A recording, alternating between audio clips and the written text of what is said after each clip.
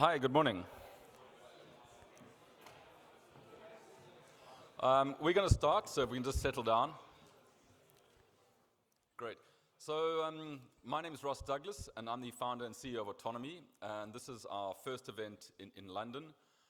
As a business, we are based in Paris. We have a team of 12, of which some of them are here, I think from 10 different countries, so we really have a very interesting and diverse team. And what we really focus on as a company is helping companies who are in the business of moving people in ways that include all the different ways of moving, excluding single car ownership and single car driving.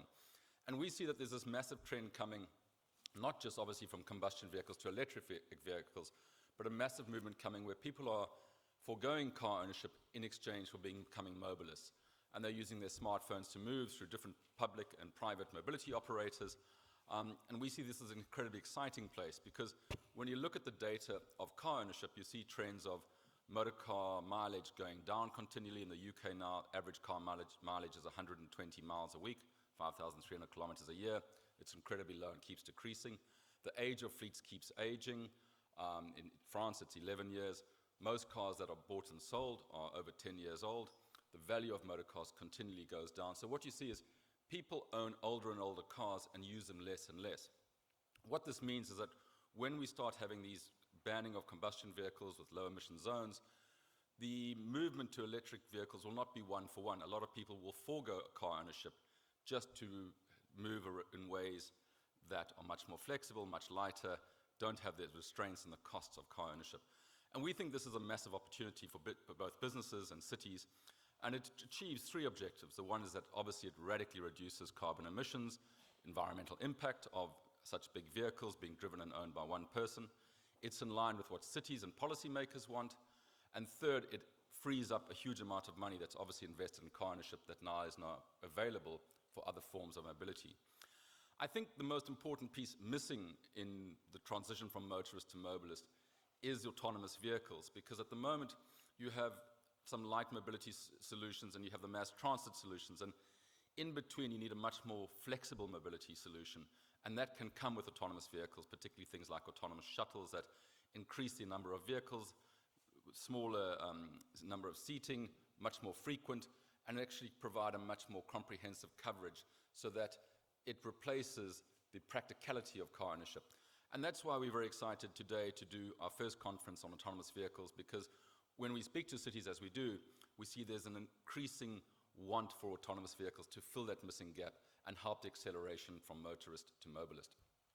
So quickly before I introduce and start the program, what we do as a company is we focus on three activities. Our primary activity is a trade show in Paris called Autonomy Paris. We've been doing that for 7 years. It has 200 exhibitors, 8,000 visitors, and about 60, 70 cities attending. It's very much a B2B and B2G, business to business, business to government event, because we understand that the future of mobility is being created by both policymakers and innovators in collaboration. So it's very important to bring those two axes together. In addition to that, we do what we call city summits, and this is our second city summit. The first was in Berlin in May on mobility hubs, and this is the second in London, so it's great to have you here for that. And then our third activity throughout the year is content. We have 14,000 subscribers to our newsletter. We do a combination of webinars, white papers, newsletters, and we communicate to our audience digitally throughout the year. So please, feel free to be part of our community. We love to connect people. We love to try and assist businesses find their target market, find their leads through our physical and digital activities. So please speak to our team. There are quite a few of us here, and see how we can help you achieve those objectives. So in terms of our partnerships, we have 5 commercial partnerships. Big thanks to Bosch, the Bosch team here. Iman is here and Olaf, and they will be speaking later. So thanks to Bosch for making this possible. In addition to Bosch, our partners are Wave, GoGo Networks, FreeNow, and Bura Happold, who will be speaking. On the institutional partners, we have a partnership with DIT, UK Department of International Trade, CCAV, and London and Partners. And quickly over to Prue from London and Partners to say a few words before we start. Thank you very much.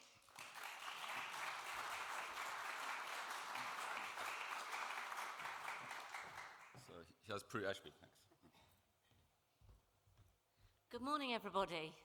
I'm Prue Ashby, Head of Sustainability at London & Partners. We welcome you all to this event. We're really excited. We helped work with Autonomy and the team to bring this event to London, so we're really excited for today. London & Partners is the business growth and destination agency for London. We promote London around the world. We work with DIT to bring companies in from overseas, support London entrepreneurs in their growth, and we also work to bring events and conferences from around the world into London.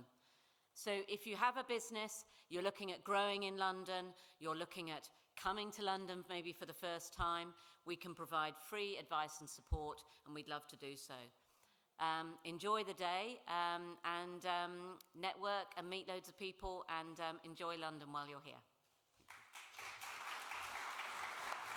Thanks very much, Prue. And Emma is our Master of Ceremonies. You'll probably recognize her voice as she is the official voice of the Buses of London, so it's very nice to have a mobility MC. Thank you, Emma. Thank you. Hello and welcome. It's lovely to see you all here. Thank you to Ross and Prue, both of whom will be back on the stage during today. Yes, so I am your MC for today. I am the voice of London's buses, and look, I even get a slide, if it works. And also the voice of the Elizabeth line. I get asked quite often what my favourite bus stop is. It used to be Bolingbroke Hospital rear entrance, but they closed the hospital. So my current favourite bus stop is Little Britain. But, you know, it's very nice for me to be here. I live in the middle of nowhere. I don't live in London.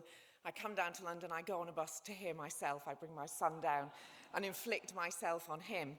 And that now includes the Elizabeth line as well, which was a sort of slightly exciting addition earlier this year. The Elizabeth line actually recorded years ago. I recorded it about 5 years ago in my loft in Teesdale. And about 3 weeks before the Queen opened the Elizabeth line, I got an email that said, we actually don't have any recordings saying Elizabeth line service too, because it had been Crossrail when we'd recorded it. So at the last minute we had to re-record a whole load of things so we actually knew who we were. Anyway, I'm your MC for today. This is an area I know nothing about, so I'm on a steep learning curve today. But welcome to the Autonomy London City Summit. Welcome to the South Bank Centre. Thank you to everybody at the Purcell Room who've been really helpful already and made us ever so welcome. And thank you to today's event partners who are Bosch, London & Partners, Freenow, Borough Happold, GoGo Network, Wave, the Centre for Connected and Autonomous Vehicles, the Department for International Trade, Pave Europe and Polis. Thank you to the team from Autonomy who have been brilliantly helpful to me in the setup for today. We have a pacey programme. There is a lot happening. I'm afraid we are already running late, but hey, plenty of opportunities also to network during the day. So first of all, to open today's summit, please welcome from Transport for London, Thomas Abelman, and Marco Schmitz from Bosch as well. I think Thomas is coming first.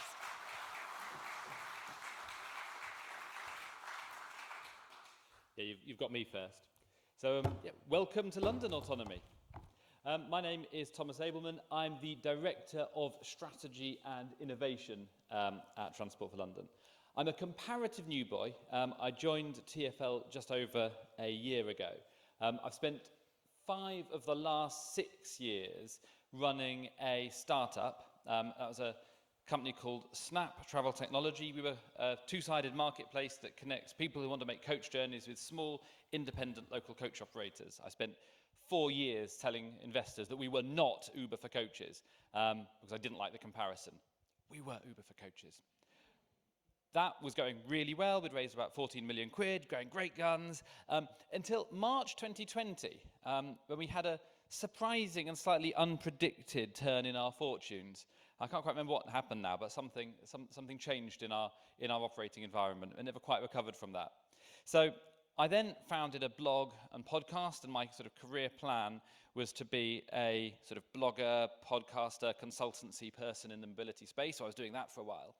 And then this other idea emerged. So you may have seen a pattern here. I started out with an organization that had peaked at about 30 people, then became an organization of one person.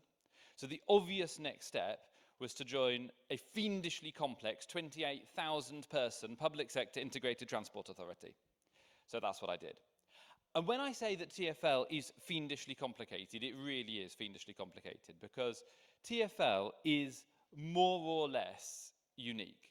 TfL is, I think, globally the only organisation with the extraordinary range of responsibilities that means it actually can take this perfect, holistic view of transport in a global megacity. Everyone knows that TfL operates the tube, and we do, and the buses, voiced by Emma, but we also operate more or less every other form of public transport that exists. We operate the strategic road network, the red routes that connect every part of London to each other. We operate all 6,000 traffic signals. We operate a London-wide network, or deliver a London-wide network of cycleways. We license the taxis. We license minicabs. We license river services and operate the piers on the River Thames. And of course, we recently opened the new Elizabeth line. So TfL has a pretty much unique perspective. But it wasn't the complexity that encouraged me to join TfL. I joined TfL purely and simply out of a love of this document, because this is the best read you will ever get, I promise you. And I don't know why they don't sell it in Waterstones. This is the Mayor's Transport Strategy. And unlike any organisation I've ever worked for, or indeed founded, TfL has this absolute, total, laser-like clarity on what it is trying to achieve. And that 80% number reflects the fact that TfL is seeking to achieve 80% mode share by public transport and active travel by 2041. And everything we do is designed to achieve that outcome. The other thing that we're trying to achieve, and working very hard to achieve, is Vision Zero. And that means not accepting the principle that, yeah, it's okay that 3,000 people are killed and seriously injured on London's roads every year, some of them today, that actually in the rail sectors and the aviation sectors, that doesn't happen, because we decided collectively that it wouldn't happen, so it doesn't. And the same thing should be possible with road deaths as well. And so we have set the goal of 0 road deaths in London, and a whole bunch of things trying to achieve that. And some of the pictures up there, I think, really represent the level of TfL's ambition in this space. So that picture in the middle there is about the Direct Vision Standard. And one of the issues that TfL discovered long before I joined was the fact that people driving heavy goods vehicles often kill cyclists because they can't see the cyclist. And there's all kinds of things that you could try to do to solve that, but TfL's approach is, right, that's because the lorries aren't designed right, so let's change the design of lorries, which is like, wow, what an amazing ambition. And to then go out and work out how to achieve it. And it was achieved through the Direct Vision Standard, which actually is a new standard that says this is how heavy goods vehicles should be designed. And we are going to run our own accreditation to make sure that vehicles that come into London are rewarded for achieving a safe standard of design. And that's now become pretty much a global standard because it was the first one that was attempted. Bus safety standards on the right. When I joined just over a year ago, I found my team all out on a disused airfield, looking at different forms of automatic braking systems to ensure that buses can respond to people in front of them by stopping. So TfL puts a lot of effort into Vision Zero. But there are challenges. That selfie was taken in June 2020, and it was my first tube ride for 3 months, having previously been a daily tube commuter. And like many people, my travel habits were transformed by the pandemic, and like many people, they have not yet fully settled, but they're settling into a new normal that is different from the old normal. And the pandemic has been a huge disruption to the world of mobility that will have consequences for the delivery of our outcomes for the next multiple decades. We have the challenge of achieving electrification and decarbonisation in this more challenging, lower fare, resource-constrained environment. We've set ourselves the goal of achieving a fully decarbonised bus fleet by 2034, but that's only a part of what we need to do, both to decarbonise ourselves and to support London on its wider decarbonisation journey. And all of this in the context of this new normal of habitual behaviour. Before the pandemic, if that lady wanted to go to work and then go out to the cinema, she almost certainly would have made a series of journeys around London. Today, she can just as easily do the same thing on Zoom and Disney Plus without leaving that rather nice and implausibly clean sofa. So what are we doing at TfL? We're putting a lot of effort into innovation. Here are just some examples of projects we are working on with the market, and we always encourage innovators, of which there'll be many in the audience here, to come and talk to us, to register on our website and the innovation portal to make sure that we can get the full benefit of all the expertise, research and insight. I won't list all the projects there. There's one there by Bosch, who are speaking straight after me. We've been doing a project with them, for example, in Brixton in South London to look at how we can use smart cameras and AI to determine optimal traffic flow and then use our ability to change traffic light sequencing to regulate traffic to reduce air pollution. And we've proved through understanding, through smart sensors, we've proved that this actually does work and we can reduce air pollution with that kind of intervention. That's another Bosch initiative on the screen there that we've worked with them on their connectory in London. And of course, there's the huge interventions like the Elizabeth line. And I really only put that picture up because you can see that I'm wearing a coat, which proves that it was taken last autumn, before the Elizabeth line opened, which proves I got to go on it first. And if you work for TfL, that's that kind of opportunity you could have too. But you know, making public transport better, more exciting, more accessible is core to our mission, as well as further interventions like London Freight Lab, London Road Lab, innovation challenges to work with the market to find ways of delivering those goals set out in the MTS. In the space of autonomous vehicles, we're watching a series of trials that are taking place throughout London and evaluating them according to the Mayor's Transport Strategy evaluation criteria for new transport solutions, which I'll talk a bit about in the panel later on. But the final point I want to leave you with really is just this point around the MTS. I think London is incredibly lucky to have TfL. I think TfL is an extraordinary organisation because of that focus on those goals, and everything that we do, everything that I say here, is designed to achieve those clear outcomes. If you remember nothing else, remember 80% mode share by 2041 of public transport and active travel, and Vision Zero. Thank you.